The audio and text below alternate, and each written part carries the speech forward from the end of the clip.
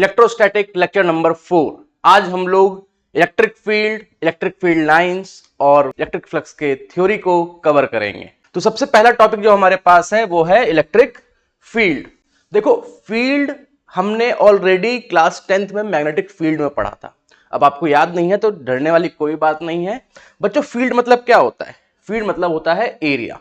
अब मैं बात इलेक्ट्रिक के केस में करता हूं तो इलेक्ट्रिक मींस क्या होता है बच्चे? चार्ज।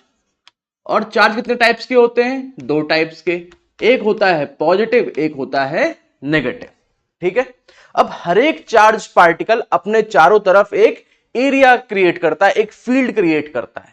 जैसे मैग्नेट अपने चारों ओर एक एरिया क्रिएट करते हैं, और जब कोई और मैग्नेट वहां पर आता है तो या तो वो अट्रैक्ट होता है या फिर रिपल होता है। तो सेम हमारे पास एक चार्ज है जिसका नाम है क्यू, और इसने बच्चों अपने चारों तरफ एक एरिया, एक फील्ड बनाया है। अब ये बताओ बच्चे, अगर ये पॉजिटिव चार्ज है और इसके फील्ड में अगर कोई पॉजिटिव चार्ज आएगा तो बताओ इस केस में क्या होगा? ये भी पॉजिटिव, वो भी पॉजिटिव, क्या होगा बच्चे? रिपल्सन होगा। अगर कोई नेगेटिव चार्ज आएगा तो दोनों अलाइक चार्ज हैं तो ये अट्रैक्शन का फोर्स फील करेगा। चलो, बहुत बढ़िया, ये दोनों बात समझ में आई। तो फील्ड क्या होता है? Field is an area around a charge. It is an area around a charge where another charge experiences a force of attraction और रिपल्सन। इसकी इलेक्ट्रिक फील्ड की इंटेंसिटी कैसे मेजर करोगे आप? कैसे मेजर करोगे कि कितनी उसकी इंटेंसिटी है, कितना पावरफुल है वो इलेक्ट्रिक फील्ड? अब इसको पता करने के लिए हम क्या करते हैं, एक बहुत ही लेस मैग्नीट्यूड का हम एक चार्ज प्लेस कर देते हैं। अभी जो चार्ज है ना, इसका मैग्नीट्यूड इतना कम होता है कि ये इसके फील्ड में कोई भी इफेक्ट प्रोड्यूस नहीं कर सकता। जैसे मैं इसका एग्जांपल देता हूं आपको। अब बॉलीवुड मूवीज में क्या होता है, जैसे सपोज करो ये कोई भाई है ना, एरिया का, इसका अपना क्या है, एक फील्ड होता है, एक एरिया होता है। अब यहां पर हीरो की एंट्री होनी है। अब हीरो की एंट्री है तो हीरो क्या होगा? डायरेक्टली पहुंच जाएगा क्या? फिल्मों में क्या होता है, पहले किसी ना किसी को उसके टीम में भेजा जाता है कि आप उसकी टीम में जाओ, क्या उसकी इंटेंसिटी है, क्या उसका पावर है, ये सब पता करो। देन फिर ये सारी बात बताता है हीरो को, और हीरो उस अकॉर्डिंग एंट्री लेता है। ऐसे कुछ होता है ना? ठीक है। तो सेम यहां पर वही हो रहा है। एक फील्ड है जिसके इंटेंसिटी को पता करने के लिए हम ऐसे चार्ज को प्लेस करेंगे जिसका मैग्नीट्यूड बहुत कम है और वो कोई भी इफेक्ट प्रोड्यूस नहीं कर सकता, और ऐसे चार्ज को हम क्या बोलते हैं? Test charge. क्या बोलते हैं बच्चे? Test charge. और ये टेस्ट चार्ज जितना फोर्स एक्सपीरियंस करता है उसी फोर्स को हम क्या बोलेंगे? Electric field. समझ में आया क्या? देखो, अब वो भाई साहब जाएगा, जितना उसे फील्ड में फोर्स फील होगा उसी को हम लोग क्या बोलेंगे? Electric field intensity. तो यहां से हमारे पास इलेक्ट्रिक फील्ड का एक फॉर्मूला आ जाता है, और ये फॉर्मूला इलेक्ट्रिक फील्ड इंटेंसिटी का ही है।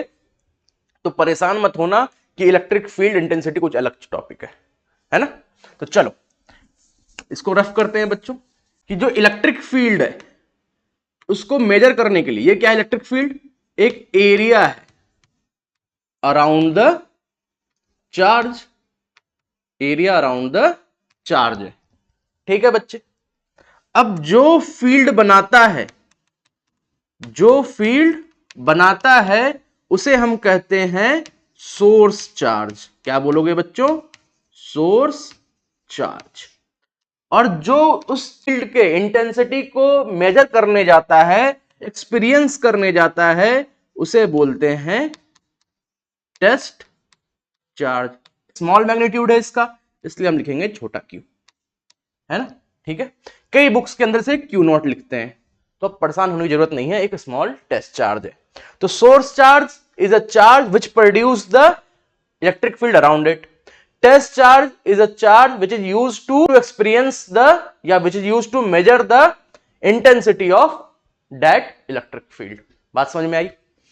अब बच्चों जो भी ये फोर्स फील करेगा तो इलेक्ट्रिक फील्ड क्या बन जाएगा बच्चों? तो आप बोलोगे electric field equals to force experienced by charge.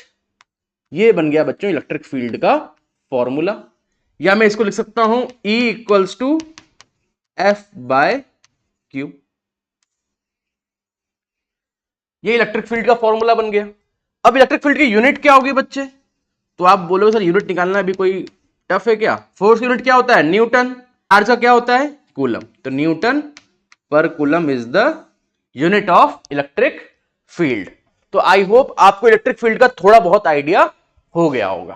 तो हमारा नेक्स्ट टॉपिक है वो है electric field due two point charge.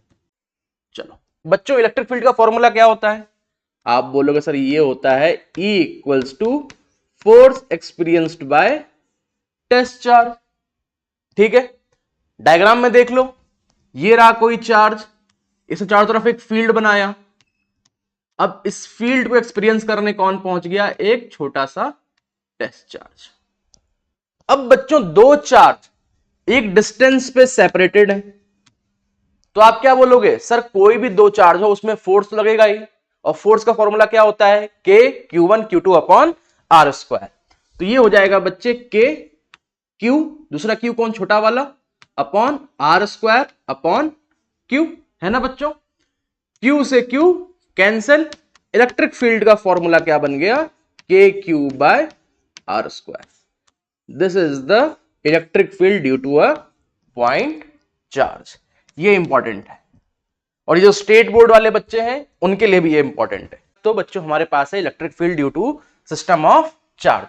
अब देखो बहुत सारे चार्ज है हमारे पास, यहां पर एक Q1 है, Q2 है, Q3 है, Q4 है, और इलेक्ट्रिक फील्ड है हमारे पास E1 E2 E3 and E4 एक कॉमन पॉइंट P पे। तो बच्चों हम सभी ने सुपरपोजिशन ऑफ कूलम्स लॉ में देखा था कि जो E नेट होगा बच्चे वो किसके इक्वल होगा? E1 के प्लस E2 के प्लस E3 के, और ऐसे ही सोन होते हुए En तक हो सकता है। सभी को आइडिया है? तो E का फॉर्मूला पता है? बिल्कुल पता है सर, ये होता है के Q1 अपॉन R1P हो जाएगा ना बच्चे, P पे निकाल रहे हैं, R1P का स्क्वायर इंटू R1P कैप, है ना बच्चे? सिमिलरली E2 क्या हो जाएगा? के Q2 अपॉन R2P का whole square into R2P cap, और ऐसे ही करते हुए हमारे पास हो जाएगा के Qn R1n का whole square into R1n cap. अब इन सब में देखो बच्चे के कॉमन है, के कॉमन है, आपने के को कॉमन लिया बाहर, और अंदर बचेगा बच्चे Qi अपॉन RIP का whole square into RIP cap. अभी I कहां से स्टार्ट हुआ है बच्चे? I स्टार्ट हुआ है 1 से, और कहां तक जा रहा है? N तक। ये बच्चे हमारे पास आ गया E नेट या electric field due to system of charge. इन सभी को हमने एक शॉर्ट फॉर्म में यहां पर लिख दिया। ऐसा सेम हमने देखा था कूलम्स लॉ में भी, है ना? अगर मैं 1 रखूंगा तो क्या बन जाएगा? ये के Q1 R1P whole square into R1P। मैं जब 2 रखूंगा बच्चों 1 के बाद, तो के Q2 R2P square into R2P, है ना, यूनिट वेक्टर। चलो अब ध्यान देते हैं हम लोग इलेक्ट्रिक फील्ड लाइंस पे।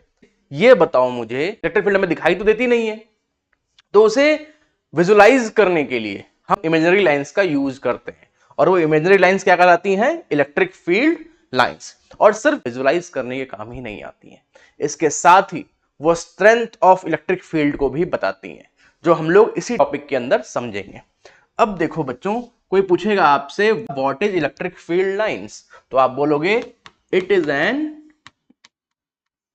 imaginary line which is used to visualize the strength of electric field।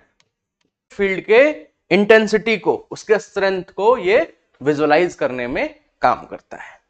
अब इलेक्ट्रिक फील्ड लाइंस कैसी है? इमेजिनरी है।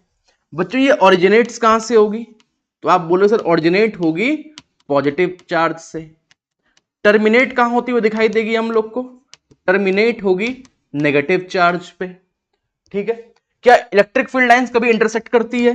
तो आपको याद होना चाहिए इलेक्ट्रिक फील्ड लाइंस कभी भी इंटरसेक्ट नहीं करती। एक और प्रॉपर्टी इंपॉर्टेंट, क्या ये क्लोज लूप बनाती है? तो ये क्लोज लूप भी नहीं बनाती बच्चों। जबकि मैग्नेटिक फील्ड्स में क्या था, magnetic field lines close loop बनाती है। अब पूछोगे सर ऐसा क्यों? ये देख लो भाई, जब पॉजिटिव चार्ज से निकल रही है तो क्या लूप बना रही है? ये लूप कब बनता है बच्चों? अगर आप बोलोगे मैग्नेटिक फील्ड में सर लूप कैसे बन गया, तो मैग्नेटिक पोल्स, जो मैग्नेटिक फील्ड होता है बच्चे, उसमें दोनों पोल्स क्या होते हैं, एक साथ ही रहते हैं बच्चों, इसलिए नॉर्थ से साउथ एक क्लोज लूप बन जाता है, नॉर्थ टू साउथ। अब जरूरी थोड़ी ना कि प्लस और माइनस साथ में रहेंगे, तो प्लस चार्ज से जो इलेक्ट्रिक फील्ड निकलेगी या माइनस चार्ज से जो इलेक्ट्रिक फील्ड लाइंस होगा वो कभी भी क्लोज लूप बनाए ऐसा जरूरी नहीं है। आई बात समझ में? चलो बहुत बढ़िया। और मैं कुछ क्वेश्चन पूछता हूं आपसे। तो एक चार्ज यहां है, एक चार्ज ये है। अब मुझे बताओ ये दोनों चार्ज कौन से होंगे, बताओ जल्दी से। देखो बच्चों, क्या इसमें जो इलेक्ट्रिक फील्ड लाइंस है वो आती हुई दिखाई दे रही है ना हमें? तो टर्मिनेट किस पे होती है? तो आप बोलोगे सर ये तो नेगेटिव चार्ज है ना, ये क्या है, नेगेटिव है।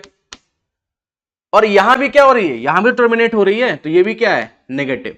और आप ध्यान से देखो दोनों एक दूसरे को कैंसिल भी नहीं कर रही है ना, दोनों एक दूसरे से दूर जा रही हैं। तो ये यानी कि दोनों सेम चार्ज हैं, लाइक चार्ज हैं, और दोनों लाइक चार्ज कौन कौन से हैं, नेगेटिव और नेगेटिव है। ऐसा ही सेम डायग्राम बच्चों अगर मैं यहां देता हूं, एक चार्ज यहां पूछ लेता हूं, एक चार्ज ये बताओ ये कौन सा चार्ज है? भाई यहां से तो लाइंस निकल रही है ना, तो ये क्या होगा, पॉजिटिव। और ये क्या होगा, इधर टर्मिनेट हो रही है, ये क्या होगा, नेगेटिव। तो ऐसे बहुत सारे डायग्राम्स आपको एनसीईआरटी में देखने को मिलेंगे। 3 या 4 डायग्राम है जिसको हेल्प से आप इलेक्ट्रिक फील्ड लाइंस को थोड़ा और समझ सकते हो। एक हमारे पास टॉपिक है इलेक्ट्रिक फ्लक्स। अब इलेक्ट्रिक फ्लक्स बच्चों को लगता है कि बहुत टफ टॉपिक है, पता नहीं क्या है।